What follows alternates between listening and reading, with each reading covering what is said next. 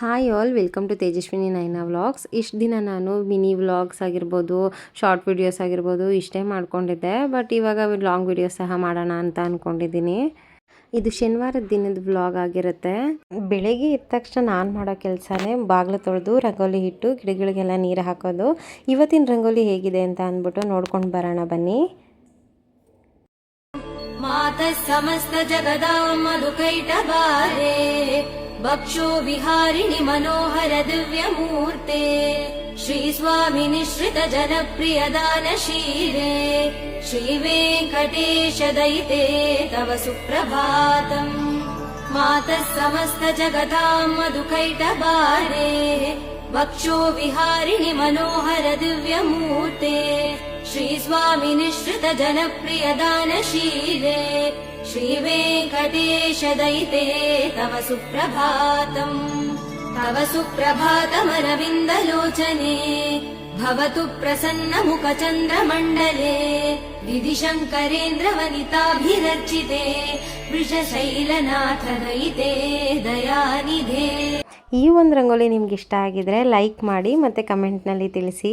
ನಾನು ಹಾಕ್ಕೊಂಡಿರೋಂಥ ಗಿಡಗಳಿಗೆ ಇಷ್ಟೇ, ಹೆಚ್ಚಾಗೇನು ಹಾಕ್ಕೊಂಡಿಲ್ಲ. ಇಷ್ಟ ಅಂತ ಅಂದ್ಬಿಟ್ಟು ಒಂದೆರಡು ಗಿಡಗಳು ಹಾಕ್ಕೊಂಡಿದ್ದೀನಿ.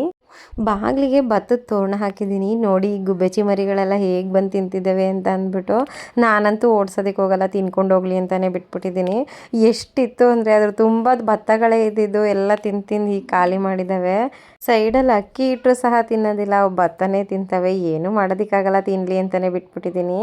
ಇವತ್ತಿನ ತಿಂಡಿಗೆ ಚಪಾತಿ ಮತ್ತು ಬೀಟ್ರೋಟ್ ಕುರ್ಮಾ ಮಾಡಿದೆ. ಹೇಗೆ ಮಾಡೋದು ಅಂತ ನೋಡೋಣ. ಮೊದಲು ಒಂದು ಮಿಕ್ಸಿ ಜಾರ್ಗೆ ಕೊಬ್ಬರಿ, ಹಸಿಮೆಣ್ಸಿನ್ಕಾಯಿ, ಕೊತ್ತಂಬರಿ ಸೊಪ್ಪು, ಶುಂಠಿ, ಬೆಳ್ಳುಳ್ಳಿ, ಒಂದು ಪೀಸ್ ಚಕ್ಕೆ, ಲವಂಗ, ಒಂದು 5-6 ಕಾಳು ಮೆಣಸು, 1 ಟೇಬಲ್ ಸ್ಪೂನಷ್ಟು ಹುರ್ಗಡ್ಲೆ, ಒಂದು ಅರ್ಧ ಸ್ಪೂನ್ ಗಸಗಸೆ, ಒಂದು ಅರ್ಧ ಸ್ಪೂನ್ ಸೋಂಪು ಹಾಕಿ ಫೈನ್ ಪೇಸ್ಟ್ ಮಾಡ್ಕೊಳ್ಳಿ. ನಮ್ಮ ಮನೇಲಂತೂ ಈ ರೆಸಿಪಿ ಆಲ್ ಟೈಮ್ ಫೇವ್ರೇಟ್ ಆಗಿಬಿಡುತ್ತೆ. ತುಂಬ ಚೆನ್ನಾಗಿರುತ್ತೆ, ಟ್ರೈ ಮಾಡಿ. ಮೊದಲಿಗೆ ಸ್ಟವ್ ಆನ್ ಮಾಡಿ ಕುಕ್ಕರ್ ಇಟ್ಟು 1-2 ಟೇಬಲ್ ಸ್ಪೂನಷ್ಟು ಎಣ್ಣೆ, ಒಂದು ಪಲಾವ್ ಎಲೆ, ಒಂದು ಏಲಕ್ಕಿ, ಹೆಚ್ಚಿರೋವಂಥ ಈರುಳ್ಳಿ ಹಾಕಿ ಫ್ರೈ ಮಾಡ್ಕೊಳ್ಳಿ. ಹೆಚ್ಚಿರೋವಂಥ ಈರುಳ್ಳಿನೂ ಸಹ ಹಾಕಿ ಫ್ರೈ ಮಾಡ್ಕೊಳ್ಳಿ.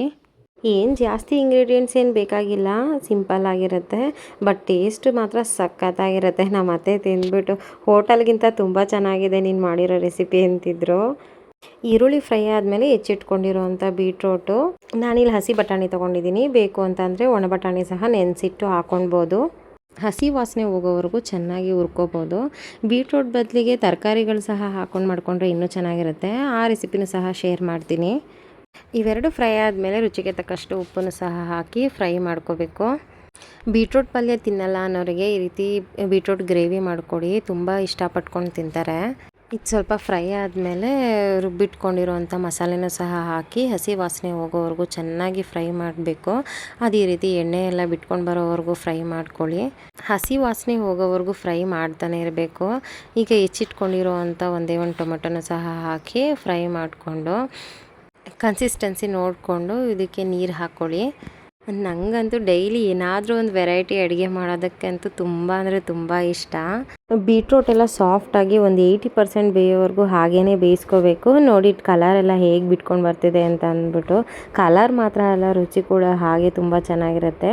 ನೋಡಿ ಈ ಹದದಲ್ಲಿ ಅದೆಲ್ಲ ಚೆನ್ನಾಗಿ ಬೆಂದಿರಬೇಕು. ಇದೆಲ್ಲ ಬೆಂದ ಮೇಲೆ ಒಂದು ಕುಕ್ಕರ್ ಲಿಡ್ ಕ್ಲೋಸ್ ಮಾಡಿ 1-2 ವಿಷಲ್ ಕೂಗಿಸ್ಕೊಂಡ್ರೆ ಮುಗೀತು. ಬೀಟ್ರೋಟ್ ಕುರ್ಮಾ ರೆಡಿ ಆಗುತ್ತೆ. ಚಪಾತಿ, ಪೂರಿ, ದೋಸೆ ಜೊತೆಗೆ ಸರ್ವ್ ಮಾಡಿ ತುಂಬ ಚೆನ್ನಾಗಿರುತ್ತೆ. ಚಪಾತಿ ಜೊತೆ ಬಿಸಿ ಬಿಸಿ ಕುರ್ಮಾ ಟೇಸ್ಟ್ ಮಾತ್ರ ಸಖತ್ತಾಗಿರುತ್ತೆ. ಟ್ರೈ ಮಾಡಿ ಹೇಗಿತ್ತು ಅಂತ ಅಂದ್ಬಿಟ್ಟು ಕಮೆಂಟ್ನಲ್ಲಿ ತಿಳಿಸಿ. ಶನಿವಾರ ಆಗಿರೋದ್ರಿಂದ ಮನೇಲಿ ಸ್ವಲ್ಪ ಕೆಲಸ ಜಾಸ್ತಿನೇ ಇರುತ್ತೆ. ನಮ್ಮ ಗಿಡದಲ್ಲಿ ಅರಳಿರೋವಂಥ ಹೂ ನೋಡಿ ಎಷ್ಟು ಚೆನ್ನಾಗಿದೆ ಅಂತ ಅಂದ್ಬಿಟ್ಟು. ನಾನು ಅಂದ್ಕೊಂಡಿರಲಿಲ್ಲ ಇಷ್ಟು ಚೆನ್ನಾಗಿ ಬರುತ್ತೆ ಅಂತ. ಗಿಡ ನೋಡಿದ್ರೆ ಒಣಗೋಗೋ ಥರ ಇರುತ್ತೆ, ಕಿತ್ತು ಬಿಸಾಕ್ಬಿಡೋಣ ಅಂತ ಅಂದ್ಕೊಂಡೆ. ನೋಡಿದ್ರೆ ಎಷ್ಟು ಚೆನ್ನಾಗಿದೆ. ಅಷ್ಟರಲ್ಲಿ ನನ್ನ ಹಸ್ಬೆಂಡ್ ಸಹ ಕಾಲ್ ಮಾಡಿ ಬೇಗ ಬೇಗ ರೆಡಿ ಆಗು, ದೇವಸ್ಥಾನಕ್ಕೆ ಹೋಗೋಣ, ಆಫೀಸಿಂದ ಬೇಗ ಬರ್ತಿದ್ದೀನಿ ಅಂತ ಅಂದರು. ನಾನಂತೂ ದೇವಸ್ಥಾನ ಅಂತ ಅಂದರೆ ಮಿಸ್ ಮಾಡೋದಿಲ್ಲ, ಫಸ್ಟೇ ರೆಡಿಯಾಗಿರ್ತೀನಿ. ಸರಿ ಆಯಿತು, ಹೇಗೋ ಬೇಗ ಬರ್ತಾರಲ್ಲ ಅಂತ ಅಂದ್ಬಿಟ್ಟು ನಾನು ರೆಡಿಯಾಗಿ ಪೂಜೆ ಎಲ್ಲ ಮುಗಿಸೋಷ್ಟರಲ್ಲಿ ಅವರು ಸಹ ಬಂದರು.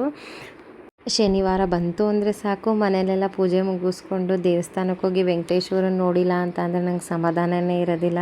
ಆ ದಿನ ಎಲ್ಲ ಏನೋ ಕಳ್ಕೊಂಡಿದ್ದೀನಿ ಅಂತ ಅನ್ನಿಸ್ತಿರುತ್ತೆ. ಇವಾಗಿಂದನೇ ಎಲ್ಲ ಫಸ್ಟಿಂದನೂ ಅಷ್ಟೇ ನಾನು ಸರಿ ಆಯಿತು ಅಂತ ಅಂದ್ಬಿಟ್ಟು ಮನೇಲಿ ಪೂಜೆ ಮುಗಿಸ್ಕೊಂಡು ದೇವಸ್ಥಾನಕ್ಕೂ ಸಹ ಹೊರಟ್ವಿ. ಈಗ ಹೋಗಿರೋ ದೇವಸ್ಥಾನ ಬಂದು ಕನಕಪುರದಲ್ಲಿರೋ ಹೊಸಳ್ಳಿಯಲ್ಲಿರೋದು. ತುಂಬ ಚೆನ್ನಾಗಿದೆ ಈ ದೇವಸ್ಥಾನ. ನಾನಂತೂ ರೆಗ್ಯುಲರಾಗಿ ಹೋಗೋ ದೇವಸ್ಥಾನ. ನನಗಂತೂ ತುಂಬ ಇಷ್ಟ. ಈ ನನ್ನ ವ್ಲಾಗ್ ನಿಮ್ಗೆ ಇಷ್ಟ ಆಗಿದ್ದರೆ ಲೈಕ್ ಮಾಡಿ, ಫಾಲೋ ಮಾಡೋದು ಮಾತ್ರ ಮರಿಬೇಡಿ. Thank you.